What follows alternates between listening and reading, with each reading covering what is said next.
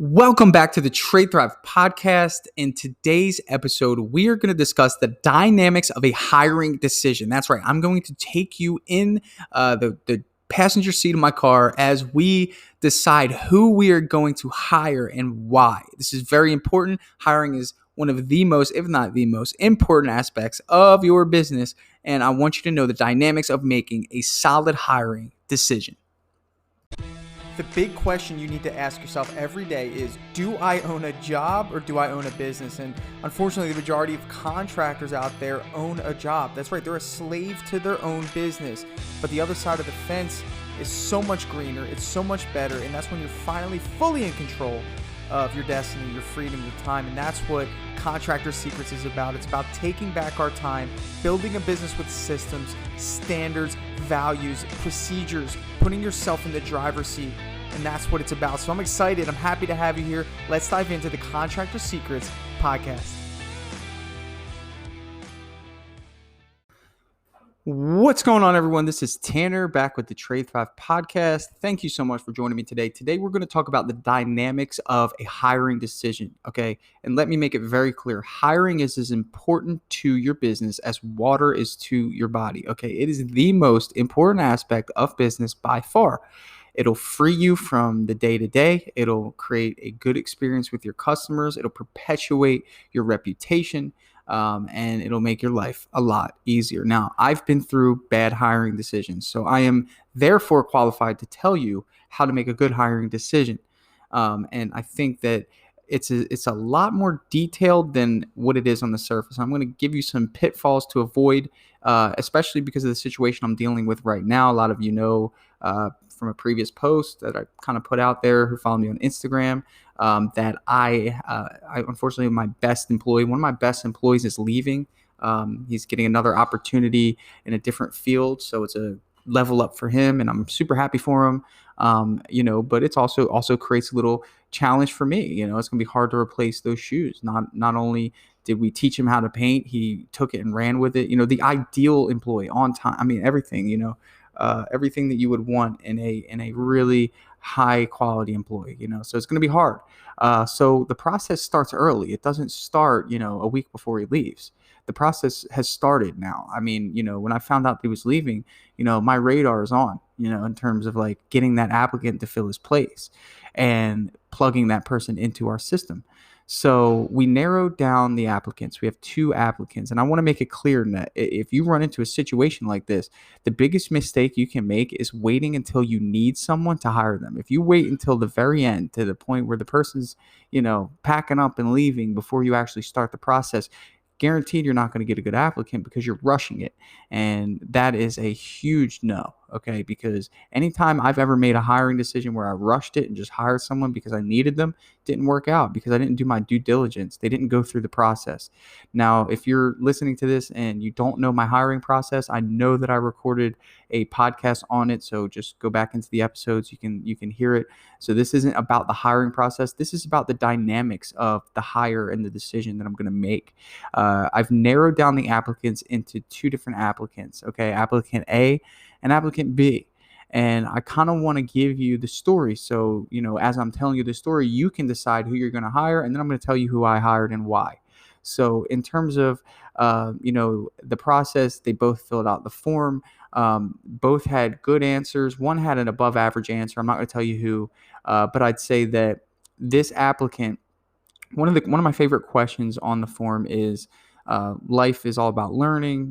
We're constantly growing. What is something that you recently learned? And one guy said that he learned how to rewire the defrost circuit on his refrigerator.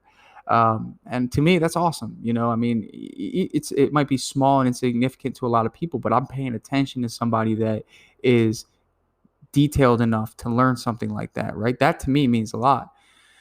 In terms of another applicant, not the one that I narrowed down, I've gotten responses like, I learned not to trust people. I learned not to, do drugs, like stupid things, and to me, it's just like, they think that they're being funny, but I could tell that, they haven't learned anything new and they didn't have anything better to write.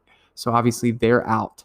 Okay. So the psychology behind the questions on the form is essentially, I'm looking for character. Okay. I'm hiring for character. I need somebody that's going to plug into my system. So we have applicant A and applicant B, right? And first thing you have to do is first identify what skill level are you hiring for, okay? Now, for us, those of you know my business model, I have two crews, one of five, one of four. Crew of five is five because one of the workers has a son, very basic level helper, very low pay for his role in the company, but he's a good kid and he drives his dad to work for what, dad has an issue with his license. Great people, awesome, glad to have him. But the benefit is that that fifth crew balances out a project manager that I promoted, so it kind of gives him just an extra set of hands. Okay, so that is my 5-man crew. The 4-man crew, okay, is the crew that the guy who's leaving is on. So this is my heavy hitter crew, most experienced, workers. I mean, they get after it. The crew leader is one of the fastest painters in terms of spraying. I mean, the guy is just a spray machine, man. He can throw paint on a house. And then, I balance them out with a detail guy. So you have a guy that's really good at detail, and then a producer in terms of brush work. The guy on his crew can run a brush faster than anybody in the country on stucco. I mean, it's amazing. I'll put him up against anybody. You got somebody that can paint stucco faster than this guy, call me and we'll do a time lapse on the side of a house side by side. We'll see who wins. But I'm proud of these guys. They're my team. They're great at what they do. So this is my 4-man team. And then the guy who's leaving, he is just one of those. He's the lowest experience, but he just balances everyone out with just detail, customer service, friendly, the whole nine. So I have to replace that. Okay. So the first thing I have to decide is like, what level of skill am I looking for? Okay. And the dynamic is, it's kind of like, I don't know if you've ever played fantasy football, but you got to build that perfect team. You have to not only look at the dynamic of what you're hiring skill wise, but the personalities. Okay.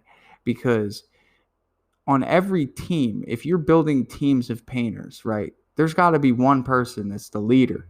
And there's got to be another person that's okay with being led. That's a team of two. That's the dynamic of teams as a rule of thumb. So if you come across somebody that wants to be an alpha and you throw them into a lion's den, there's going to be clash. Okay, so that's something to consider. So I have these two applicants, applicant A, applicant B. Real quick backstory on applicant A. Applicant A, 4-year painter. He's currently working for a painting company. He, qualifications are essentially he can cut, brush, he can roll. I could tell that he's very detailed in terms of his, his work, get to work on time, knock it out, go home type of deal.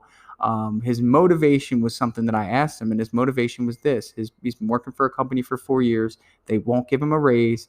He wants to make more money. Okay, so we'll leave it there.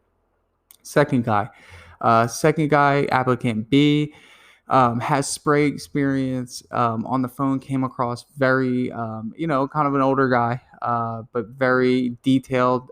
He was somebody that stood out to me in terms of just overall outlook on life. When I asked his motivation, he said life in general. He really just, I could tell that his passion was more toward painting than it was anything else. Like he really just enjoys the painting.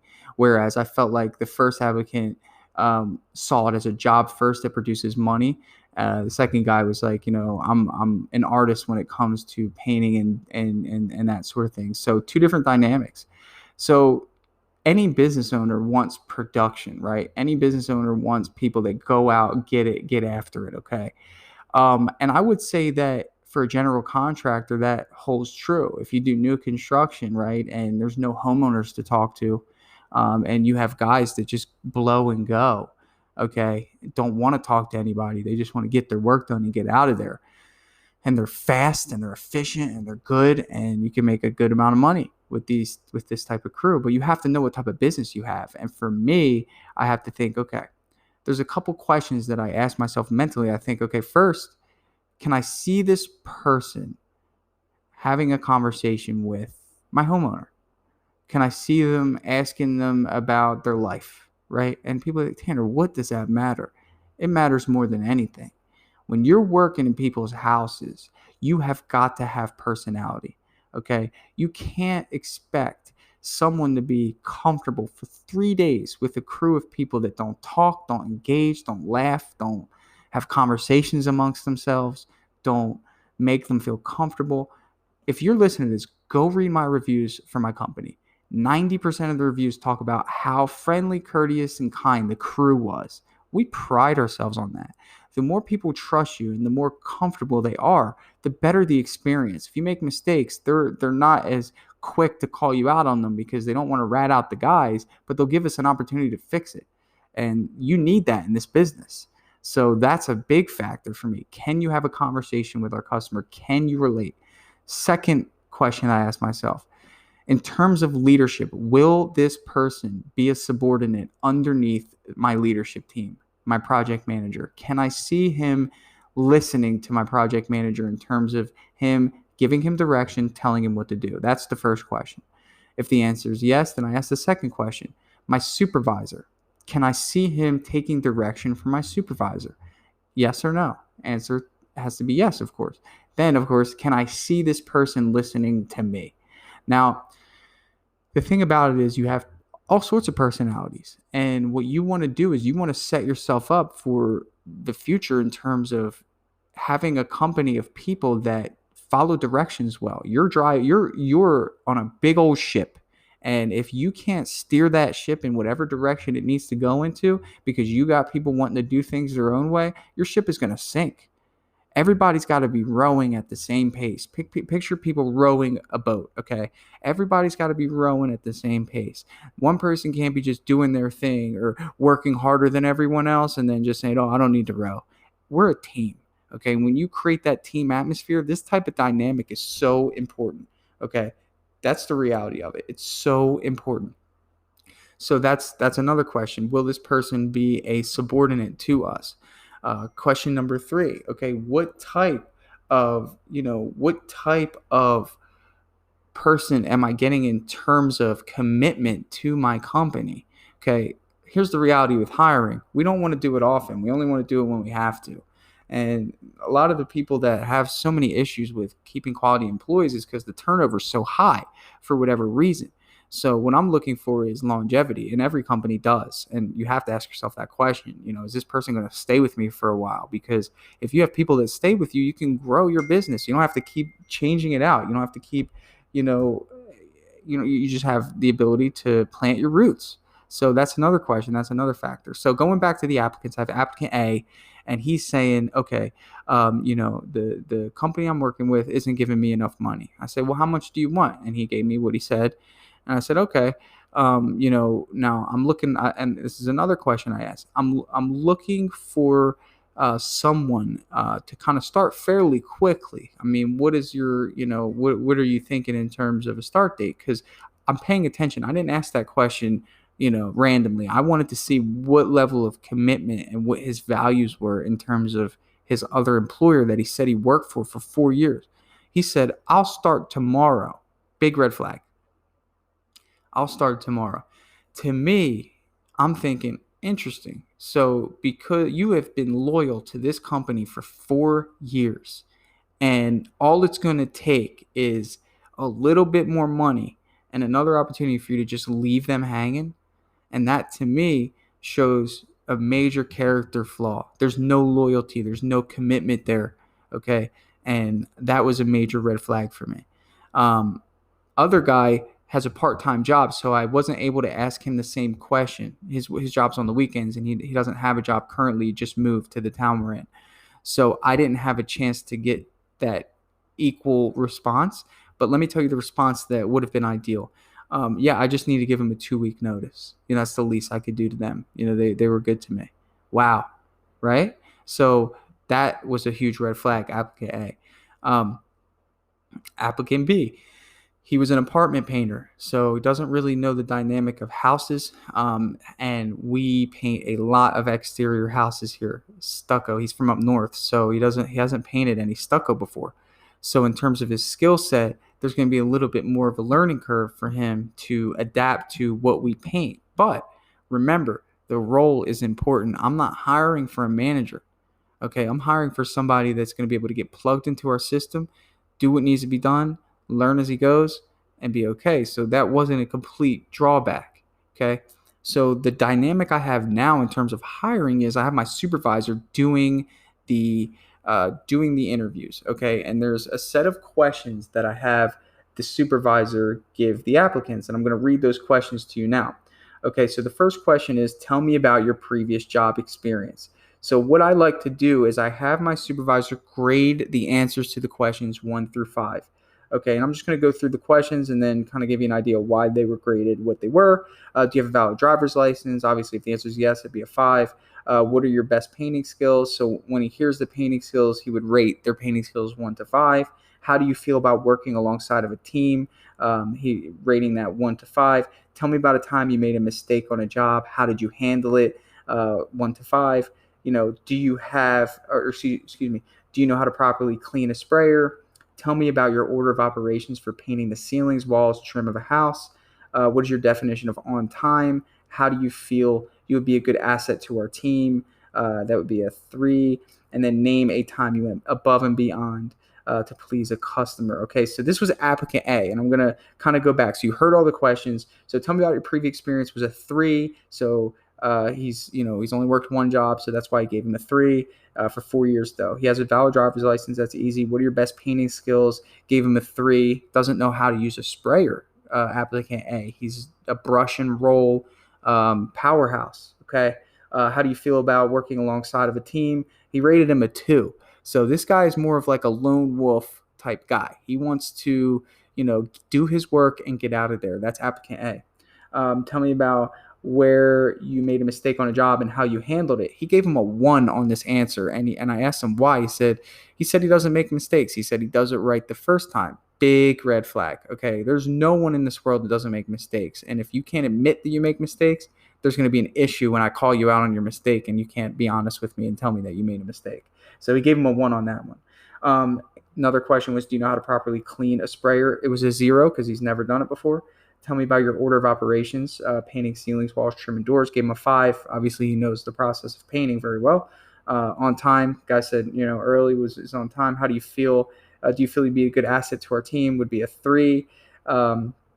Name a time you went above and beyond to please a customer. And that was a 1 because he didn't really elaborate too much on it. I guess he said something along the lines, well, I painted their house, So at the looks of this grading report on this application, probably not too excited about applicant A. And then the notes my supervisor left was like, seems big-headed and tough to work with. So, okay.